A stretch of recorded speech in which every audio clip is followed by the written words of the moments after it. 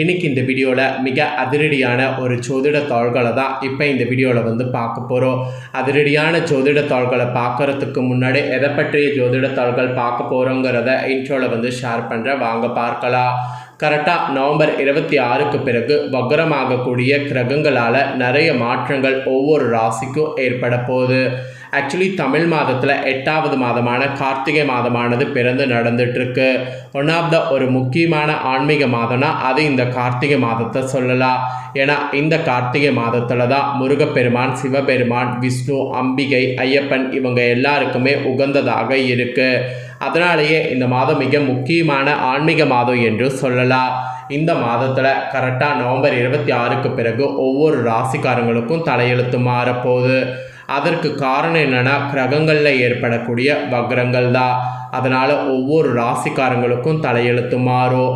அப்படி மாறக்கூடிய தலையெழுத்தை அந்தந்த ராசிக்காரங்க தெரிஞ்சு பயனடையணுங்கிறதுனால ஒவ்வொரு ராசிக்காரங்களுக்கும் என்ன பலன் கிடைக்கும் அப்படிங்கிறத ஷேர் பண்ணிகிட்ருக்கேன். அதாவது என்ன மாதிரியான பலன்கள் கிடைக்கும் அப்படிங்கிறது நட்சத்திரத்துக்கு ஏற்ப ஷேர் பண்ணிகிட்ருக்கேன். அதை தெரிஞ்சு அதற்கேற்ப நடக்கும்போது கண்டிப்பாக பல ஆபத்துக்கள் ஏற்படாமல் தப்பிக்கலாம். சரி, இப்போ நவம்பர் 26க்கு பிறகு மேச ராசிக்காரங்க உங்கள் நட்சத்திரத்துக்கு ஏற்ப என்ன பலன் பெறுவீங்கிறத வாங்க பார்க்கலாம். ஃபஸ்ட்டு அஸ்வினியில் பிறந்த மேச ராசிக்கு சொல்லப்பட்டிருக்கு. தெய்வ அருளோ திட சிந்தனையும் கொண்ட உங்களுக்கு இந்த நவம்பர் 26க்கு பிறகு அதிர்ஷ்டமான நாட்களாக இருக்கும். ஞான மோட்சக்காரகன் கேது பூர்வ புண்ணிய ஸ்தானத்தில் சஞ்சரித்து உங்களுடைய நெருக்கடிக்கு ஆளாக்கலாம். உறவுகளுக்குள் பிரச்சனைகளை அதிகரித்தாலும் லாபஸ்தானத்தில் சஞ்சரிக்கக்கூடிய ராகுவும் சனியும் வருமானத்தை அதிகரிப்பார். முடங்கி கிடந்த தொழிலில் இனி முன்னேற்றம் அடைவீங்க. வியாபாரத்தில் எதிர்பார்த்த ஆதாயம் கிடைக்கும். புதிய சொத்து, வாகனம் என வாங்கக்கூடிய கனவு நனவாகும். நீண்ட நாளாக உங்களை வாட்டி வதைத்த சங்கடங்கள் மறையோ. உங்கள் செல்வாக்கு உயரோ. வேலைக்காக மேற்கொண்டக்கூடிய முயற்சி கூட வெற்றியாகும். வெளிநாட்டு தொடர்புகள் சாதகத்தை ஏற்படுத்தும். அது மட்டும் இல்லாமல் நவம்பர் 27 வரை உங்கள் சப்தாதிபதி சப்தமஸ்தானத்தில் சஞ்சரிப்பதால் அதுவரை எதிர்பாலினத்தினரிடம் எச்சரிக்கையாக இருப்பது நன்மையாகும். உங்கள் வேலையில் மட்டும் கவனமாக இருப்பது இந்த நேரத்தில் மிக அவசியம். உங்கள் தொழிலில் எந்த அளவிற்கு அக்கறை செலுத்துகிறீர்களோ அந்த அளவிற்கு ஆதாயத்தை அடைய முடியும். ஞானக்காரகன் குரு வக்ரம் அடைந்திருப்பதால் புதிய வேலைகளை கையில் எடுக்கும்போது பின்விளைவு பற்றி யோசித்து மேற்கொள்வது நல்லது. விவசாயிகள் கூட விளைச்சல்ல கவனமாக இருக்க வேண்டும். அரசு பணியாளர்கள் அதிகாரிகளுடைய ஆலோசனைப்படி செயல்படுவது நன்மை தரும். இல்லைனா உங்களுக்கு தான் கஷ்டம். ஸோ அஸ்வினியில் பிறந்த மேச ராசிக்காரங்களுக்கு இதுதான் பலன். இதற்கேற்ப நடந்து பலன் பெறுங்க. நெக்ஸ்ட்டு பரணியில் பிறந்த மேச ராசிக்கு சொல்லப்பட்டிருக்கு. பரணியில் பிறந்தவங்களுக்கு நவம்பர் 26க்கு மேலே என்ன நடக்குங்கிறத சொல்கிறேன், தெரிஞ்சுக்குங்க. நினைத்ததை சாதிக்கக்கூடிய அதிர்ஷ்டம் கொண்ட உங்களுக்கு இனி வரக்கூடிய நாட்கள் மகிழ்ச்சியாக இருக்க போகுது. கரெக்டாக நவம்பர் 27 வரைக்கும் சப்தமஸ்தானத்தில் சஞ்சரிக்கக்கூடிய சுக்கிரன் நட்புகள் வழியே ஆதாயத்தையும் சந்தோஷத்தையும் உண்டாக்குவார். குடும்பத்தில் இருந்த பிரச்சனைகள் இதனாலேயே விலகும். கணவன் மனைவிக்குள் ஒற்றுமையானது அதிகரிக்கும். சிலருக்கு அந்நீரால் சில பிரச்சனைகள் ஏற்பட்டு விலகும். ஆத்மகாரகன் சூரியன் அஷ்டமஸ்தானத்தில் சஞ்சரிப்பதால் அரசு வழி முயற்சிகளில் நிதானமும் கவனமும் தேவை. அரசியல்வாதிகள் தலைமைக்கு கட்டுப்பட்டு செயல்படுவது நீங்கள் அவசியம். எந்த ஒரு வேலையிலையும் சட்டத்திற்கு உட்பட்டு செயல்படுவது உங்களுக்கு நன்மை ஏற்படுத்தும். ராசிநாதன் செவ்வாய் கரெக்டாக அஷ்டமஸ்தானத்தில் சஞ்சரிப்பதால் மனதில் இனம் புரியாத குழப்பமும் பயமும் இருக்கும். வேலையில் தடைகளும் தாமதமும் நெருக்கடியும் ஏற்படும். சிலருக்கு உடல்நிலையில் பாதிப்பு ஏற்படும் என்றாலும் அனைத்தையும் சமாளிக்கக்கூடிய பலத்தை லாபஸ்தானத்தில் சஞ்சரிக்கக்கூடிய சனியும் ராகுவும் உண்டாக்குவார். தேவைக்கேற்ற வருமானம் கொண்டிருக்கும். அதிர்ஷ்ட வாய்ப்பு தேடி வரும். பழைய கடன்களை அடைத்து நிம்மதி அடைவீங்க.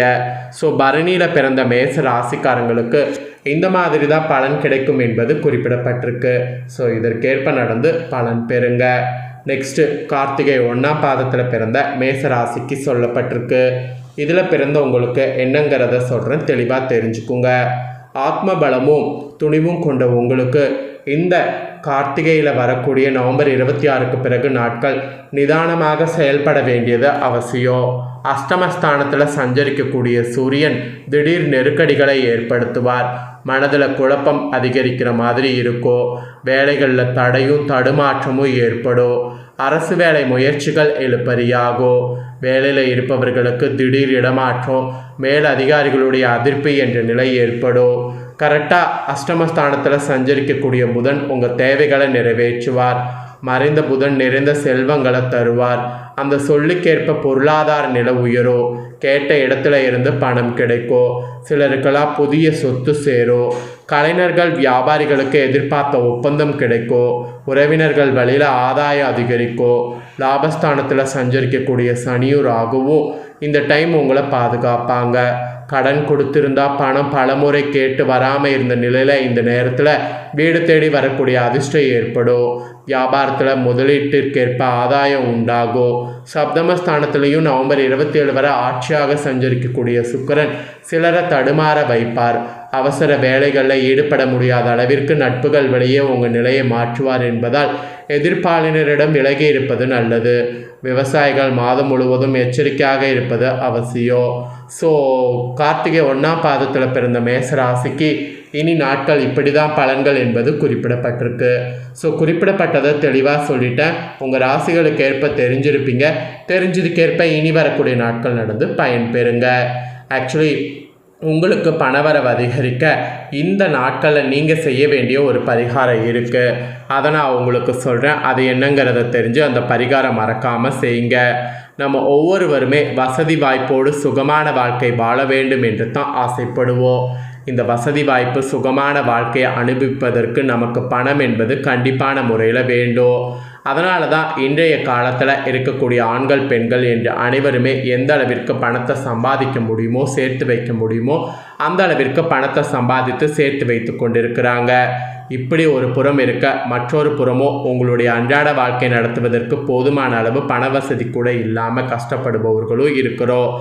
யாராக இருந்தாலும் உங்களுடைய பணவரவை அதிகரிக்க வேண்டும் என்ற பட்சத்தில் கார்த்திகை மாதம் கரெக்டாக செய்ய வேண்டிய ஒரு பரிகாரம் இது. இந்த பரிகாரத்தை நவம்பர் 26க்கு மேலே எப்போ வேணாலும் செய்யலாம். கார்த்திகை மாதம் என்பது வழிபாட்டுக்குரிய மாதம் என்றும் விரதம் இருப்பதற்குரிய மாதம் என்றும் தீபம் ஏற்றுவதற்குரிய மாதம் என்றும் நம்ம கண்டிப்பாக தெரிஞ்சுக்கணும். அவ்வளவு சிறப்பு வாய்ந்த இந்த கார்த்திகையில் வரக்கூடிய நாளில் குலதெய்வம், இஷ்ட தெய்வம், சிவபெருமான், முருகர், விநாயகர், ஐயப்பன், பெருமாள் என்று பல தெய்வங்களை வழிபடுவதற்குரிய வாய்ப்புகள் நமக்கு கிடைக்கும். இந்த வாய்ப்புகளோடு சேர்த்து லக்ஷ்மி குபேரரை நாம் வழிபாடு செய்தோம் என்றால் நம்ம வாழ்வில் பணத்திற்கு எந்தவித பஞ்சமும் இருக்காது. லக்ஷ்மி குபேரருடைய அருளை பெறுவதற்கு சில பரிகாரங்கள் இருக்குது. அந்த பரிகாரங்களில் ஒன்று தான் வெந்தயத்து வைத்து செய்யக்கூடிய இந்த பரிகாரம். இந்த பரிகாரத்தை என்றைக்கு வேண்டுமானாலும் நாம் செய்யலாம்.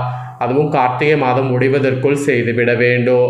இதற்கு நமக்கு ஒரு ஸ்பூன் அளவிற்கு வெந்தயம் இருந்தால் போதும். மேலும் இதோடு ஏதாவது ஒரு சில்லறை நாணயத்தையும் வைக்க வேண்டும். மகாலட்சுமி வீற்றிருக்கக்கூடிய 108 பொருட்களில் வெந்தயமும் ஒன்று. பலரும் உங்களுடைய சேமிப்பு பணத்தை அன்றைய காலத்தில் அஞ்சரை பெட்டியில் இருக்கக்கூடிய வெந்தயத்தில் வைத்திருத்துங்கள் என்று நம்ம கண்டிப்பாக தெரிஞ்சிருக்க மாட்டோம். அவ்வாறு வைக்கும் பொழுது அவர்களுக்கு பணவரவு அதிகரித்தது என்று கூறப்படுது. பணத்தை ஈர்த்து பசை போல நம்மிடமே ஒட்ட வைக்க உதவக்கூடியது தான் வெந்தயம். மாலை 6 மணிக்கு வீட்டு பூஜையில் இருக்கக்கூடிய ஒரு தீபத்தை ஏற்றி வைத்து கொள்ளுங்க. அதற்கு முன்பாக ஒரு தட்டில் ஒரு ஸ்பூன் அளவிற்கு வெந்தயத்தை பரப்பி கொள்ளுங்க. அதற்கு மேல் உங்களிடம் இருக்கக்கூடிய ஏதாவது ஒரு நாணயத்தை வைங்க. இப்படி வைத்து முடித்த பிறகு முதல்ல விநாயகர் பெருமான வழிபாடு செய்யுங்க. அடுத்ததாக குலதெய்வம், இஷ்ட தெய்வத்தை வழிபாடு செய்யுங்க. பிறகு சிவபெருமானை, முருகப்பெருமானை வழிபாடு செய்யுங்க. அப்புறம் ஃபைனலாக லக்ஷ்மி குபேரரை வழிபாடு செய்யுங்க. இரவு 8 மணி வரை இது அப்படியே பூஜை நிலை இருக்கட்டும். 8 மணிக்கு மேலே வெள்ளை, பச்சை, மஞ்சள் இந்த 3 நிறங்களில் ஏதாவது ஒரு நிறத்தில் ஒரு துணியை எடுத்து அதில் இந்த வெந்தயம் மற்றும் நாணயத்தை போட்டு மூட்டையாக கட்டி எந்த இடத்துல நீங்கள் பணம் வைத்து எடுத்து செலவு செய்கிறீர்களோ அந்த இடத்துல வைக்க வேண்டும். இப்படி வைப்பதன் மூலம் லக்ஷ்மி குபேரருடைய அருள் என்பது பரிபூர்ணமாக கிடைக்க பெறுவதோடு நம்மிடம் பணம் அதிக அளவில் சேர்வதோடு பணம் வீண் விரயம் ஆகாமல் தவிர்க்கப்படும். அப்புறம் செவ்வாய் வெள்ளிக்கிழமையில் இந்த மூட்டைக்கு சாம்பிராணி தூபம் காட்ட வேண்டும் என்பது குறிப்பிடப்படுது. இது நீங்கள் கரெக்டாக 26க்கு பிறகு செய்தீங்கன்னா மார்கழி 1ஆம் தேதி வரைக்கும் இந்த மூட்டையை எடுத்து அதில் இருக்கக்கூடியதை நம்ம அப்படியே யூஸ் பண்ணணும். ஸோ அதுக்கப்புறமேட்டு உங்களுக்கு மாற்றம் ஏற்படுவதை நீங்களே பார்க்கலாம். மிகவும் எளிமையான அதே சமயம் பணத்தை ஈர்க்கக்கூடிய அதிசக்தி வாய்ந்த வெந்தயத்தை வைத்து இந்த முறையில் பரிகாரம் செய்பவர்களுக்கு பணவரவில் இருக்கக்கூடிய தடைகளும் நீங்கும், பணவரவும் அதிகரிக்கும், பணவரவு சேமிப்பாக உயரும், அதுக்கான வாய்ப்புகள் உண்டாகும். ஸோ கண்டிப்பாக இதை மேச ராசிக்காரங்க ட்ரை பண்ணுங்கள். ஸோ இந்த வீடியோவை நீங்கள் இப்போ பார்த்து முடித்த உடனே இதை லைக் பண்ணி உங்கள் ஃப்ரெண்ட்ஸ் ஃபேமிலிக்கு ஷேர் பண்ணுங்கள். உங்கள் ஃப்ரெண்ட்ஸ் ஃபேமிலியில் இருக்கிறவங்களும் வீடியோ பார்க்கட்டும்.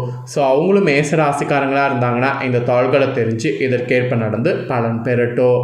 இதே போல் புதிய அப்டேட்டான நிறைய வீடியோ நம்ம சேனலில் போடப்படும். அதையெல்லாமே உடனுக்குடனே தெரிந்து கொள்ள மறக்காமல் நம்ம சேனலை சப்ஸ்கிரைப் பண்ணுங்கள். கூட பெல் பண்ண ப்ரெஸ் பண்ணுங்கள்.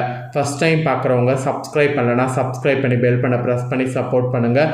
அப்போ தான் நான் போகிற மற்ற அப்டேட்டான எல்லா வீடியோஸும் உடனுக்குடனே தெரிஞ்சு பயனடைய முடியும்.